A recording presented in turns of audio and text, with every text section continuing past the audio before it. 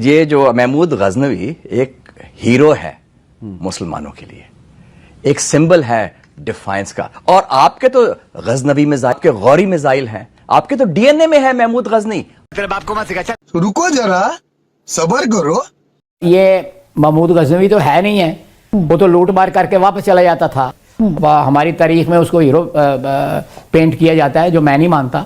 ये बड़ी अच्छी बात कही आप, मजा आया।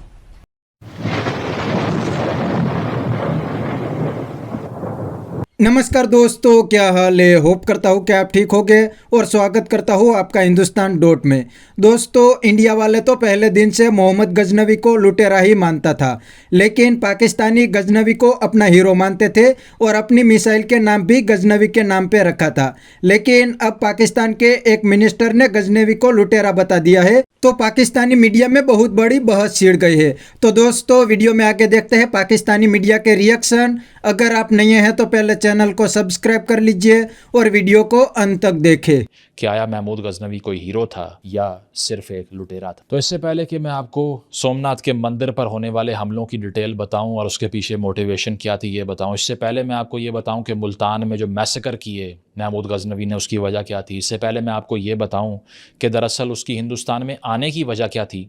पहले ये सुन लें कि गजनवीद एम्पायर का आगाज़ कहाँ से होता है और इसकी प्री हिस्ट्री क्या है। कुछ एम्बिशियस टर्किश जनरल्स जो कि दरअसल समनीद एम्पायर का हिस्सा थे मिड 10th सेंचुरी में, यानी कि 950s के अराउंड, वो एम करना शुरू करते हैं अपनी ताकत को बढ़ाने के हवाले से।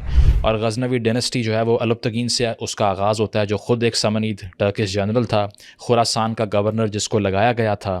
और साथ साथ ये कि खुरासान का गवर्नर बनने के बाद ज़बुलिस्तान का इलाका जो कि ईस्टर्न अफ़गानिस्तान है, वहाँ पर अलुब्तकीन ने अपनी इजारादारी कायम की। वहाँ पर मौजूद जो हिंदू शाही ख़ानदान का कंट्रोल था वो उनसे लिया।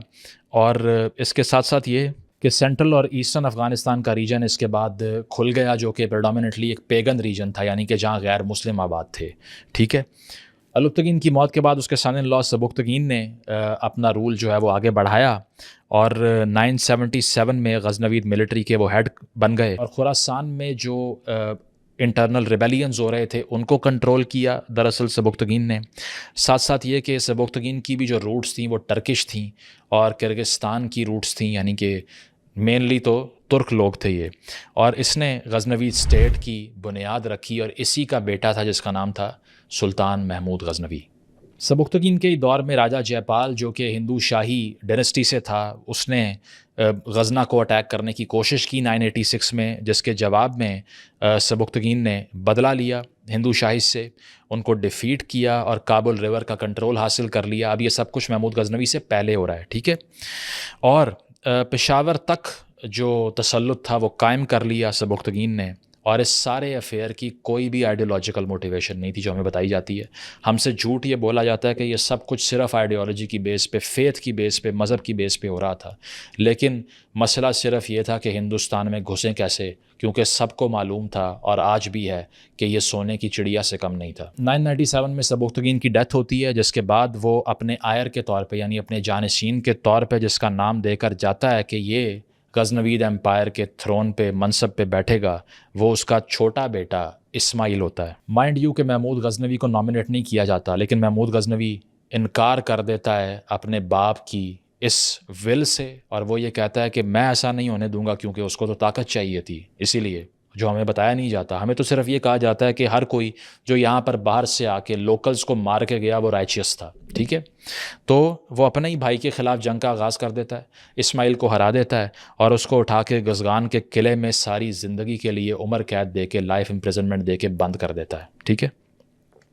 और गजना का कंट्रोल हासिल कर लेता है। ये वो दौर है जब गजना कोई बहुत बड़ा शहर नहीं था, ना उसकी कोई बहुत बड़ी अर्बन इंपॉर्टेंस थी, लेकिन क्योंकि महमूद गजनवी अपने आप को वहाँ से एसोसिएट करता था, इसीलिए उसने सारा लूट और प्लंडर जो भारत से चोरी किया और उठाया उसको वहाँ ले जाकर शिफ्ट करना शुरू कर दिया। इस दौरान अपनी लेजिटिमेसी को बरकरार रखने के लिए उसे किसी ना किसी की एफर्मेशन भी चाहिए थी, किसी का आशीर्वाद भी चाहिए था, और वो मिला बगदाद की अब्बासिड कैलिफेट से। कैलिफ अल कादिर ने एंडोर्स कर दिया गजनवीद एम्पायर को, जिसके बदले में महमूद गजनवी ने एक्सपेंसिव गिफ्ट्स भेजना शुरू कर दिए हिंदुस्तान से चुराए गए बगदाद, ताकि ये ताल्लुक़ कायम रह सके और उनका हाथ इसके सर पर रहे। इसके साथ साथ हिस्टोरियंस ये भी कहते हैं, जिनके नाम और किताबें मैं आपको आखिर में बता दूंगा, आप ख़ुद भी पढ़ सकते हैं अगर आप मुझ पर डाउट करें कि कोई प्रोपेगेंडा कर रहा है, ठीक है।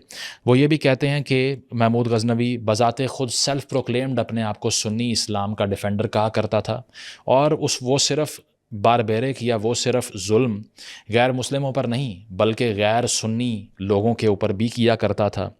और इसके साथ साथ जो इराक़ और ईरान की बुई डायनेस्टी थी उसके ख़िलाफ़, और जो इस्माइली फ़ातिमीद्स थे, जो शियाइट फ़ातिमीज़ थे जो कि इजिप्ट और सीरिया में थे, उनके ख़िलाफ़ अपने आप को एक वाहिद ताकत कहा करता था। अग्रेसिवली सुन्नी इस्लाम को प्रमोट भी करना शुरू किया, और साथ साथ ये भी कहा कि ना सिर्फ गैर मुस्लिम बल्कि हर वो इंसान जो कि मेरे इस थियोलॉजिकल फ्रेमवर्क से एग्री नहीं करता, उसको ज़िंदा रहने का हक़ नहीं है, और इसका मैं आपको सबूत दूंगा आगे जाके। ये अभी सिर्फ कहानी नहीं है। गज़नवीद एम्पायर एक्सपैंड होना शुरू हो जाती है अंडर महमूद गज़नवी आफ्टर 998, और अगर इस एम्पायर की वसअत की, इसकी वास्टनेस की बात की जाए तो वेस्ट में आज़रबाईजान, ईस्ट में गैंजेस वैली ऑफ इंडिया, इसके अलावा नॉर्थ में ख्वारज़म और साउथ में पाकिस्तान का, हालिया पाकिस्तान का इलाका मकरान और सिंध का इंडियन ओशन, इतनी बड़ी एम्पायर रेज हो जाती है। 999 में समनीद जो डायनेस्टी है उसको गज़नवीद तबाह कर देते हैं। सजिस्तान जो कि सफ़रीद्स के अंडर था 1009 में, उसको तबाह कर देते हैं।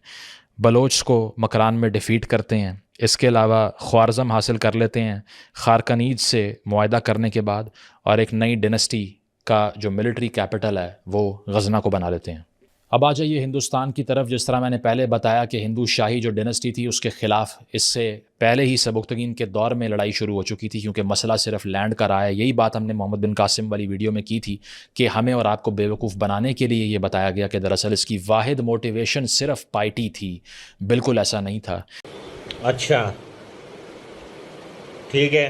तो दोस्तों यह था पाकिस्तानी मीडिया का रिएक्शन। दोस्तों सैयद मुजम्मिल ने बताया कि पाकिस्तान में अपनी आइडेंटिटी को लेकर बहुत कंफ्यूजन है। पहले पाकिस्तानी गजनवी को अपना हीरो मानते थे और अपनी मिसाइल के नाम भी गजनवी के नाम पर रखे थे, लेकिन अब तो पाकिस्तान के मिनिस्टर कहने लगे हैं कि मोहम्मद गजनवी एक लुटेरा था। यह बात तो इंडिया वाले सालों से कहते थे कि मोहम्मद गजनवी चोर था, क्योंकि उसने सोमनाथ मंदिर को लूटा था और काफ़ी सारे लोगों को मार भी दिया था। लेकिन पाकिस्तानी तो हर दिन अपना बाप बदलते हैं, उनको कोई फर्क नहीं पड़ता।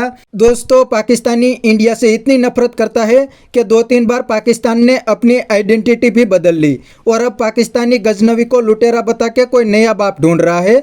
पाकिस्तान में बहुत ही कंफ्यूजन है अपनी आइडेंटिटी को लेके, इसलिए वो लुटेरे और डकैती को भी अपना बाप बना सकते हैं।